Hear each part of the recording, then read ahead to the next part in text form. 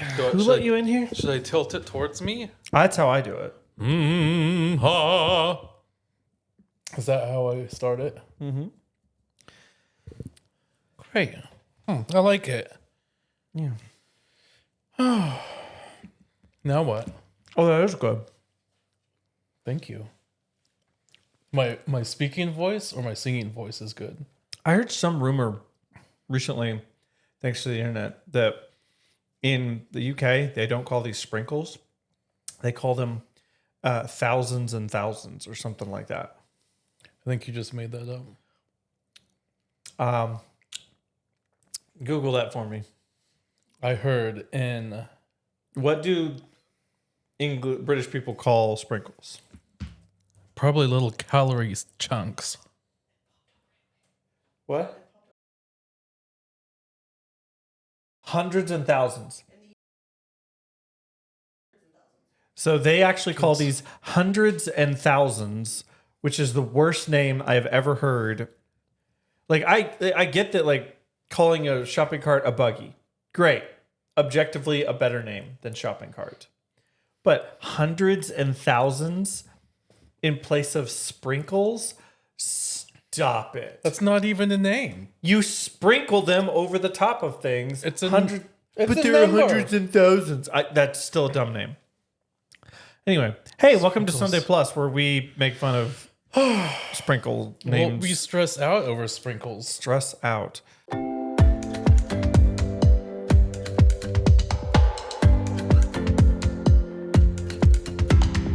Oh my gosh. All right, so as you no doubt have noticed, that is not David. Either that or David's hair got really nice. It filled out a little. Sorry, David. We love you. We can't say that. So this is Brock. Brock, tell the people who you are in 10 seconds. Hello, world. My name is Dr. Brock Johnson. I am first and foremost a father and a husband and a Christian. I'm so glad you say it that way. And a musician. I do music things here at Creekwood United Methodist Church. Can you hear me better when I get closer? Your just voice gets more compressed You're compressed. into this ice cream. I like ice cream too. This ice cream's really good. Commercial. Oh my gosh. We like to thank our sponsor, Pink Cub Ice Cream. That's so delicious. Oh gosh. Howdy Ice Cream. They are in Dallas. Go buy some. It's pretty great. Yeah. So, yeah, normally I have my coffee, but we're doing this in the afternoon today. And we're eating ice cream because we have lots of it. So, I kind of wanted to start by kind of picking your brain on how do you pick what hymns to do on a weekly basis? Oh, that's a great question. I don't think I've chosen hymns for this week yet either. Well, I'll get on that. Well, first, I like to look at the scripture for the week and see what it's about. And then I like to think about the liturgical season that we're in. Mm-hmm. And then also singability, because that's kind of a big thing. Are there any hymns that are just straight up not singable, in your opinion? Well, they're just not known to churches or congregations. And so nobody's going to sing a song they don't know. And so it's not fun. And then I'll get emails. How many hymns are in the UMC hymnal? 7,652,149. I'll put the actual number on the screen right now. But we only sing like 100 of them. So, are there any that you wish people knew more or liked more that they don't get to sing? Or that you don't get to sing because nobody knows it or likes it? None that come to my head right now in my brain that you're trying to pick. I wasn't prefaced with this question, so I don't have the answer right away. Not gonna. Do you have any favorite hymns just in general?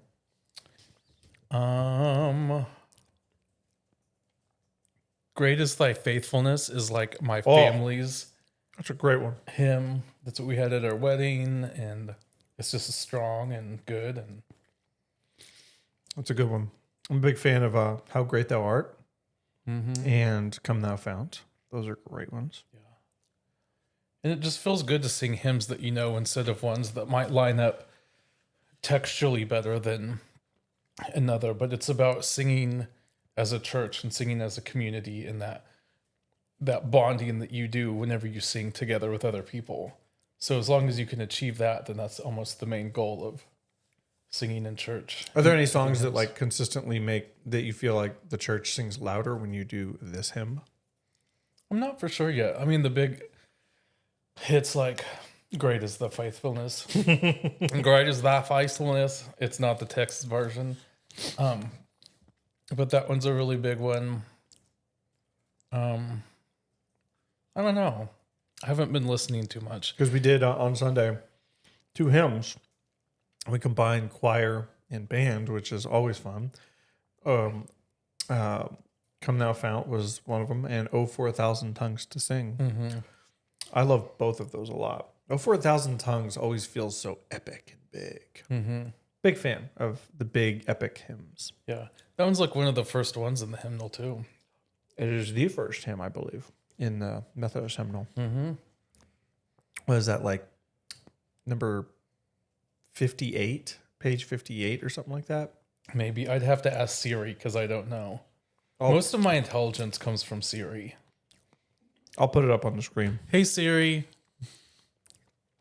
I really hope that just set a bunch of people's phones off who were watching this. Hey Siri. Hey Siri. I got it all covered. We did it. I just finished my first ice cream, and I'm very wow. excited about it. And I'm need to glad I work got on a mine. second one because it's real good. Yeah. From Howdy. Howdy Doody is our ice cream sponsor. Go down to Dallas and get your ice cream today. And ask for hundreds of thousands. Hundreds of thousands of colorful.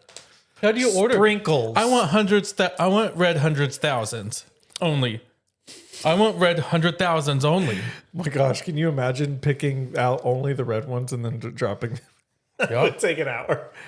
Well, Hundreds, your ice thousands cream's all hour. melted, but you get only red ones. Only red 100,000s.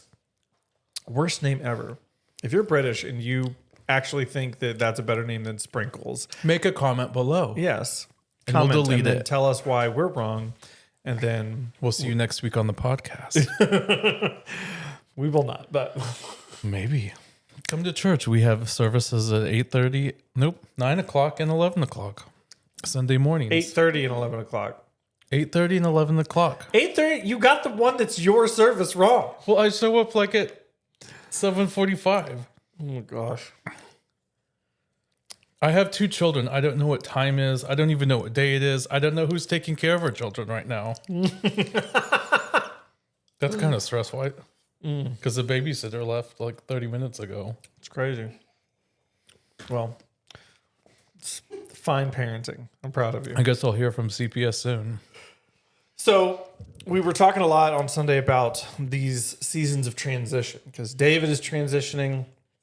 He gets to take a lovely, pretty much a month-long break before he starts at Arlington, and we get a month before we get Alex here. So party at Creekwood. oh my goodness gracious.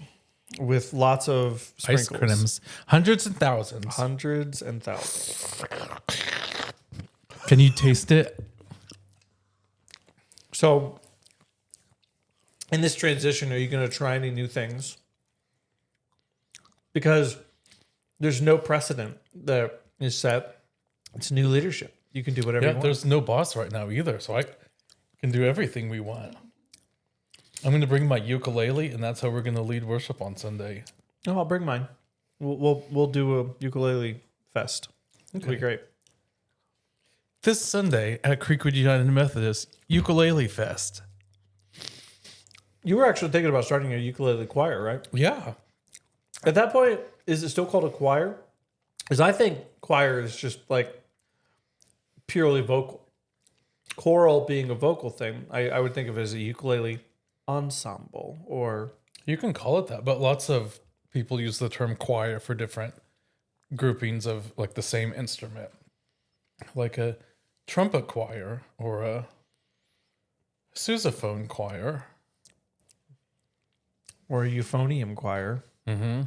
Or a tuba choir. Now that I would love to see. There's something around the Christmas time called Tuba Christmas, where hundreds of tubas get together in DFW and play Christmas tunes on their tubas. Only tubas. Wait, This is real life. where does this happen? Lots of different places. Okay, and what's it called? Tuba Christmas. Okay, So you just I have know the- what I'm doing this Christmas. I'm gonna go see tuba Tuba Christmas. Christmas, yeah. It's really good. They set up chairs outside because tubas are so loud and low and everything. It's just like ma, ma, ma, ma, ma, ma, ma, ma, ma, ma, ma. So that's how Tuba Christmas works. I must have this in my life. It's really Are good. you attending Tuba Christmas in the year of 2025? I don't know. I've actually never been. I've only seen it on Facebooks. And I have a friend who kind of runs some Tuba Christmases out there. So a buddy of mine got his master's degree in tuba performance down at Baylor, and I'm gonna see if he knows about this, and then if he does and he doesn't participate, I'm going to make him participate because he is clearly, if you have your master's degree in tuba performance, it means you're pretty good. Mm-hmm. So, But I'm they gonna make sure probably, he's- it's a volunteer based thing, I think. yeah. I still want to see him do it. I got that. Hundreds of thousands. So crunchy. But my wife, Jenna, she started a ukulele choir at her church. And the age of kids are like 10 to 100. Like How many the whole people are gamut. in this ukulele choir? Started out like at 25 and now it's kind of at I'm sorry, what? 12. At a certain point, you had enough interest for a ukulele choir that there were 25 people Yeah. who it were was a big learning deal. ukulele. It's like one of the easiest instruments to learn. Well, it's 4 strings. They're in really weird tuning. But yeah, whoa, that much.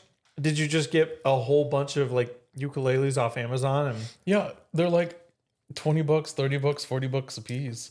Wow. And we opted for the fancy ones at Guitar Center, and they were like $70, which isn't all that bad at all. So it's a really accessible instrument that everyone can play. So maybe we'll start a ukulele choir. Are you interested in a ukulele? Email me at bjohnson@creekwoodumc.org. what is that? I will also be in this ukulele choir. Uh-uh. I have a really nice ukulele. I bet you that 20 people in the church play ukulele, especially the 20? youths. Are we going to put a wager on Yeah, it? I bet you $5. 500,000. Hundreds of thousands. So what if you only have 5 sprinkles? Is it still hundreds of thousands? That's part of how stupid that name, hundreds of thousands. I would like 5 hundreds of thousands on my ice cream, please. That's the most uncomfortable thing to say out loud. That is so awful. Like, why would you name it that? That's a terrible name. I don't know. I mean, get it together, England. I'm stressed out. Well, they got it together and then we ran away. No, we ran away because they didn't have it together. They got it together after we ran away. Whatever. And now we celebrate every July 4th that we ran away. What are you doing for the 4th of July? I don't know this year. I always get invited to a number of things. And last year I was down in Austin. The year before that, I was at my buddy Brett's place. The year before that, I was at my buddy Taylor's place. So who knows? Yeah. I love fireworks. I do love me some fireworks. Big fan. I like the smell of them.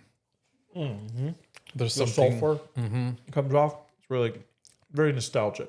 especially when the wind's blowing your direction and you just inhale them like you're a part of the firework. I just love the chaotic loudness of it. It's pretty great. Have you ever been to Kaboom Town out in Addison? No, I've heard it. It's a good one. The traffic afterward is a nightmare, but it's some of the best fireworks in the area. We went to the Fort Worth fireworks and then their arboretum or something, and that was Ooh. yummy. And that traffic was terrible afterwards. Oh, you know a fun story? I would love to hear a fun story. I can't say names, towns, places, or anything, but there was a person who did lots of firework coordination with a certain musical group. And that musical group he was just a part of, that was his life. That's what he did. And like one of his last requests was in his life was to be sent up in a firework. His ashes? Mm-hmm. So Wow. during this firework show that he kind of orchestrated with this musical group, during like the big finale, they sent his ashes up in a firework and Set him ablaze. set him ablaze. That's wild. I think it's a pretty cool thing. But there's something about spreading your ashes over people, and it's not really. That doesn't feel kosher. I don't know that if I found out that I was in said crowd, I'd be like, huh. But also, it's like a long ways away, and things Yeah. float in the air. For the most part, that's just, and you pretty much set it on fire. So it's like at like crazy high temperatures, because that's one of the things about fireworks is they burn crazy hot, but only for a split second. Yeah. Anyway, so feeling that ice cream? I'm getting buzzed. I like it. Sugar buzz. Sugar buzz off of those hundreds of thousands. My hundreds and thousands are hitting. I mean, the good news is I know what the name of this episode of the podcast is going to be called. 4th of July special. It's just going to be all about, sprinkles and hundreds of thousands, because we've referenced it like 40 times already. Mm-hmm. My daughters only eat donuts with hundreds of thousands on them. There you go. Pink donuts with hundreds and thousands. This is a very I don't know if we are advocating for it at this point or making fun of it or just using it over and over and over because neither of us can believe that this is a real thing. I'm trying it out. I'm seeing if it fits. Because, sometimes it's okay to change. I agree, because transition is often unavoidable. Like when your pastor decides to accept a job in Arlington, Texas instead of Fairview or Allen, Texas. Which is it? I don't know our address. Half of our campus is in Fairview, half is in Allen. If you look it up online, the address is in Allen. The house up the hill, that's in Fairview. What's our zip code? I don't know. 75002. Yeah. It's a hard question. It is a hard question. I'm going to do this like you do too. I like messing with it. I use this thing kind of just as I like to move it around. It's like a boom. Mm-hmm. Can you hear me better now? Probably. Peak, peak, peak. Compress, compress, compress. I feel like you enjoy having a microphone in front of your face. I'm not used Although to it. I feel I will uncomfortable. say that you're probably hiding from the camera now. Mm-hmm. Sometimes I like to smell in the microphone to see what it smells like. It smells like David. Mm-hmm. You're actually only the third person to speak on that microphone. Wow. Who was Kevin. the other one? Kevin's done 2 of these. Who do you like better, me or Kevin? Yes. Great. I'm recording, lady. Get. Oh my goodness gracious. I don't know what's happening right now. This is officially the most unhinged episode of Sunday Plus. And if you're still watching this hot mess of an episode, I applaud you. Do we get more ice cream?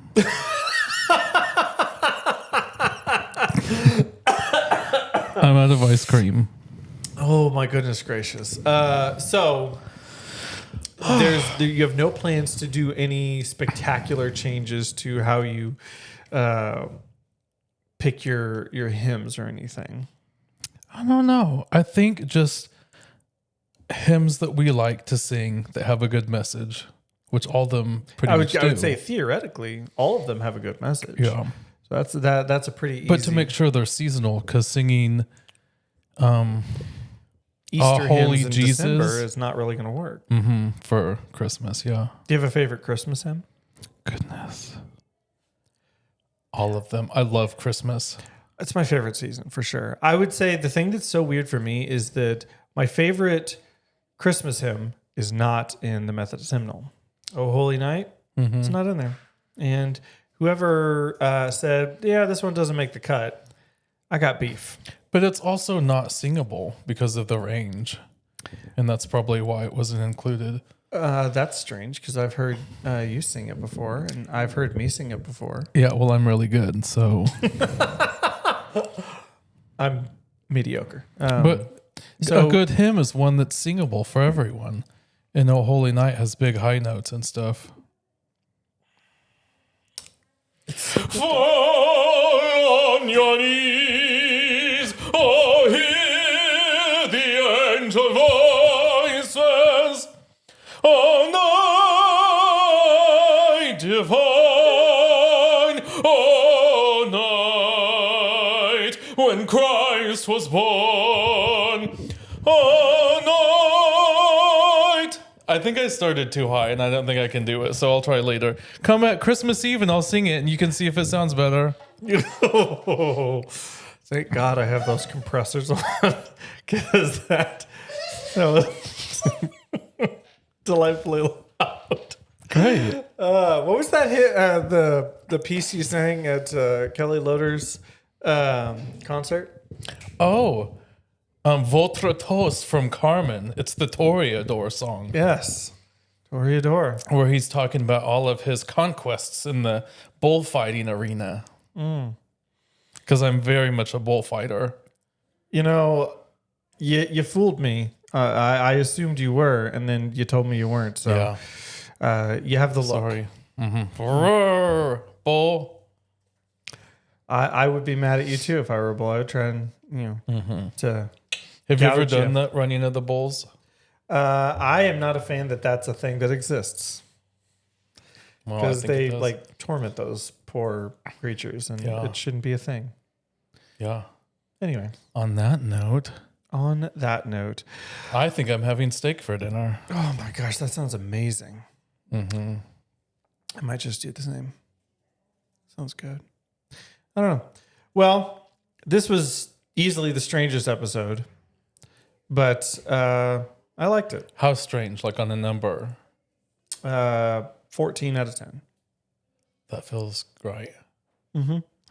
Thank you, Brock, for joining us on Sunday Plus. And Thank you, John, for having me. we will catch you guys next week. We're going to have guests on Sunday Plus every week until July. That would be 17th or 18th. I can't remember when that episode drops. Then it'll be Alex Williams' first episode on Sunday Plus. So tune in for that, but definitely share this one around because this was an episode. That's V exciting. I'm V excited to be here. V excited. I'm V excited that you are here, and we can now go get some more ice cream. I can't wait. Catch you guys next week. Bye. Peace.